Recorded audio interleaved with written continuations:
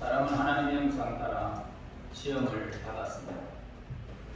하나님의 형상 따라 시험을 받았다는 것은 하나님과 친밀한 그런 교제를 나눌 수 있는 존재임을 말씀해 주고 있습니다. 이는 사람의 특권이고 의무라는 사실을 우리는 이 말씀에서 함축하고 있습니다. 가까이서 하나님을 섬기고 하나님께 순종하는 것이 사람의 본래의 이 목적이고 존재의라는 그런 사실을 말씀해 주고 있습니다. 그러나 하나님께 불순종하여 타락한 사람은 이러한 특권을 상실해 버렸고 그 죄의 대가를 치르게 되었던 것입니다. 바로 어떤 이 의미에서 사람들이 겪는 모든 질병 그리고 고통은 죄의 대가다, 그렇게 결론을 지을 수 있습니다. 치유라는 것은 뭡니까? 바로 사람의 죄 문제를 해결하는 이 사건을 말해주고 있습니다. 먼저는 질병의 치료가 있습니다. 호세아 6장 1절 보면은 오라 우리가 여호와께로 돌아가자. 여호와께서 우리를 찢으셨으나 도로 낫게 하실 것이요 우리를 치셨으나 사며 주실 것임이라. 타락하기 전에 사람은 질병을 겪는 일이 없이 하나님과 더불어 의와 평강을 누리는 삶을 늘 살았던 것입니다. 인류의 이 시조인 아담과 하와가 하나님께 불순종했을 때 그들은 하나님의 낯을, 하나님의 얼굴을 피하여 숨게 되어졌습니다. 죄로 인해서 두려움을 느꼈기 때문이죠. 사람은 죄로 인해서 두려움과 적대감을 가질 뿐만 아니라 살인을 하는 그런 지경에까지 이르게 된 것을 보게 됩니다.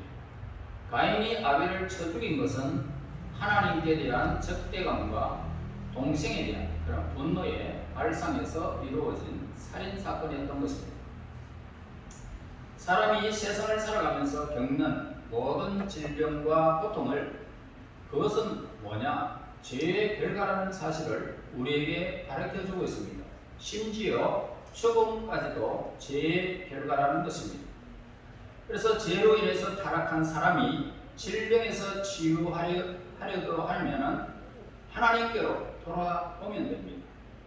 하나님께 돌아가면 하나님이 우리를 낫게 하실 것이고 우리의 상처를 사메어 주실 것입니다. 성경은 각종 질병으로 고통을 당하는 사람들이 하나님을 만나서 치유된 놀라운 사실들을 증거해 놓고 있는 것입니다. 근데 우리가 그것은 그들이 예수님을 만났다는 그 한 가지의 사실을 우리는 성경에서 보게 됩니다. 그래서 그들은 치유되기를 원하는 간절한 마음과 소원이 있음을 보게 됩니다.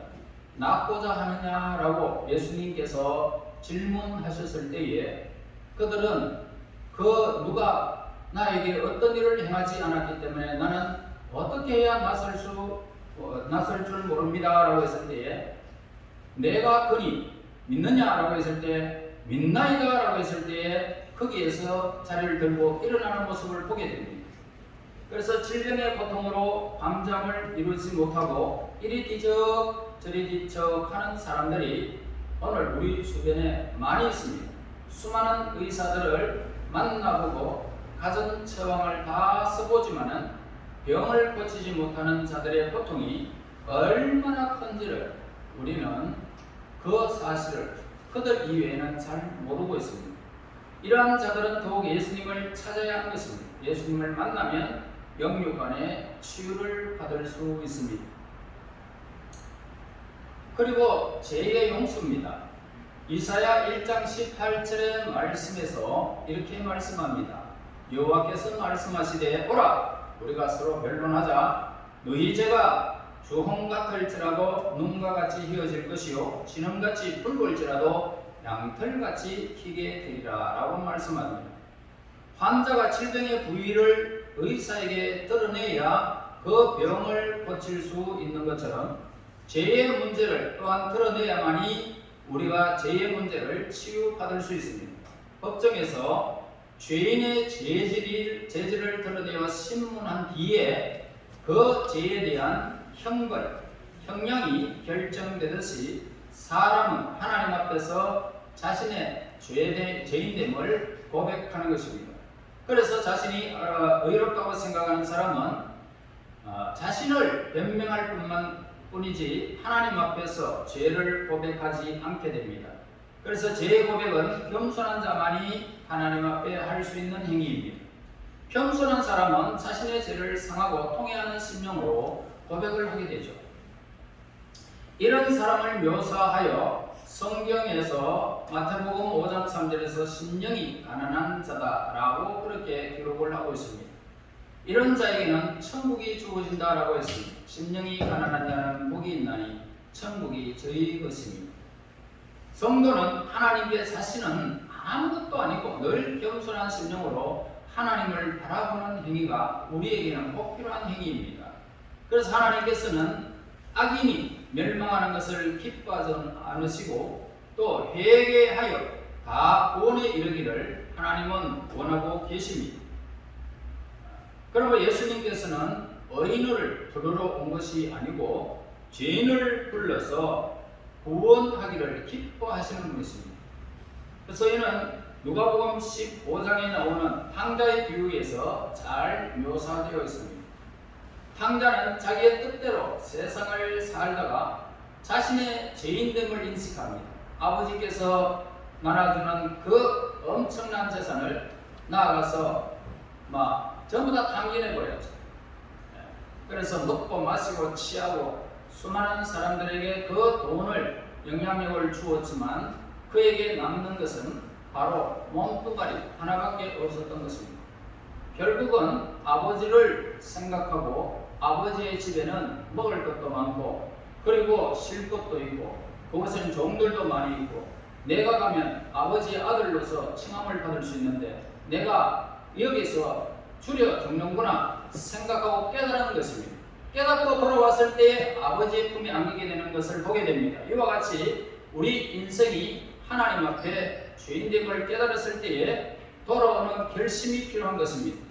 그리고 아버지께 종으로 받아달라고 하면서 자신의 죄악을 통회하는 마음으로 고백하게 됩니다. 그때 아버지는 한없는 사랑으로 탕자의 죄를 용서해 주시고 환영하면서 잔치를 베풀어 주셨습니다. 이처럼 하나님께서는 자기 죄를 고백하고 하나님의 품으로 돌아오는 자를 용서해 주시고 기꺼이 맞이해 주시는 모습을 보게 됩니다. 그래서 의원이 병든 자를 치료하듯이 하나님은 죄인된 인간을 치유해 주셨던 겁니다. 그 치유는 바로 죄에 대한 영원한 용서라는 사실입니다. 그리고 오늘 우리가 영혼의 치유가 있습니다. 요한복음 8장 31절 32절에서 보면 그러므로 예수께서 자기를 믿는 유대인들에게 이르시되 너희가 내 말에 거하면 참으로 내 제자가 되고 진리를 알지니 진리가 너희를 자유롭게 하리라 라고 했습니다.